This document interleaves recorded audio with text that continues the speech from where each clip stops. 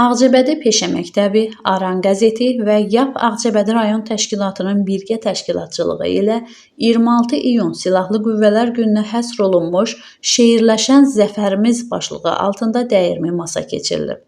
YAP Ağcabədi rayon təşkilatının iclas zalında keçirilən tədbirdə filoloqlar, gənc yazarlar və digərləri iştirak ediblər. Öncə torpaqlarımızın azadlığı uğrunda canından keçən şəhidlərimizin əziz xatirələri bir dəqiqəlik sükutla yad olunub.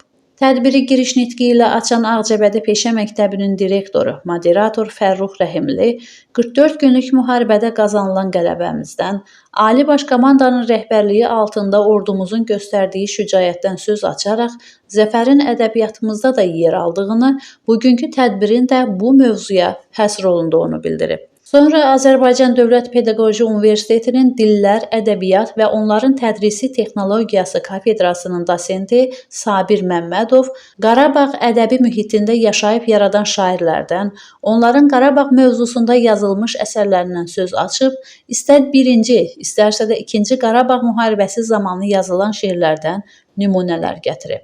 Respublikanın əməkdar müəllimi Zəhra İbrahimova qələbənin tərbiyəvi mahiyyəti və ədəbi şuur mövzusunda çıxış edərək sözün qüdrətindən, bəzən bir kəlmənin bir ordunu öz ardıca apara bilməsindən, Vətən müharibəsinə qədərki dövrdə yaranan bir sıra şeirlərin gənclərin vətənpərvərlik tərbiyəsinə böyük rol oynamasından danışıb. Azərbaycan Dövlət Pedaqoji Universitetinin Dillər, Ədəbiyyat və onların tədrisi texnologiyası kafedrasının baş müəllimi Sevinç Məhərrəmova Vətən müharibəsi iştirakçısı olmuş şairlərdən Emin Pirinin, Oğuz Alparslanın, Həsən Kürün və digərlərinin şeirlərindən nümunələr gətirərək təhlillər aparıb, bu şeirlərin müharibə və zəfər mövzusunda xüsusi əhəmiyyəti olduğunu bildirib.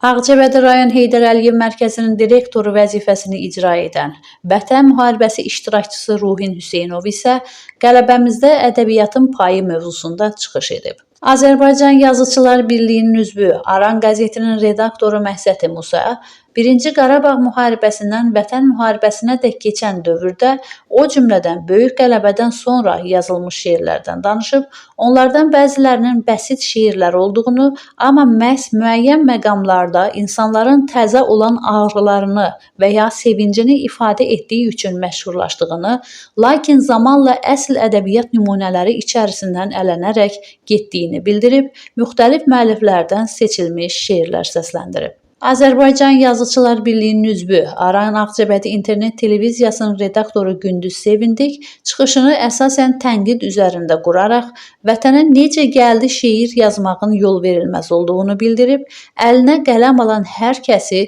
bu mövzuda diqqətli olmağa, ana, vətən və bu kimi müqəddəs anlayışları bəsit söz yığını ilə gözdən, dəyərdən salmamağa çağırıb. O, illər ərzində vətənə bircə şeir həsr etdiyini, onun adının da vətənə şeir yazmazlar olduğunu qeyd edərək həmin şeiri səsləndirib. Dəyirmi masa ətrafında keçirilən tədbirdə gənclərin də fikirləri öyrənilib, onları maraqlandıran suallar cavablandırılıb. Məhsəti Musa, Kənan İsayev, Aran Ağcabədi internet televiziyası üçün.